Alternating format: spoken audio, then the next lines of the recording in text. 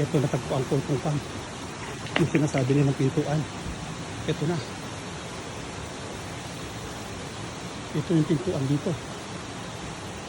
Yun yung pintuan na ito. Ito ang pintuan dito. Yung sinasabi nila yan. Kaya lang, yung sinasabi naman nila na trap. Ayan o. Kaya lang yung trap, kinain na ng puno.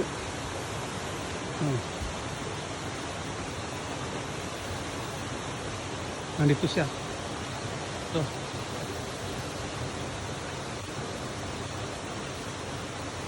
Ito yung mga trap.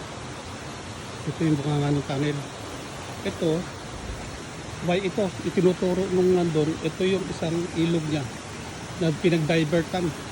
Yung totoo nun, nandun ang isang ilog niyan. Wala dito. Hindi ito.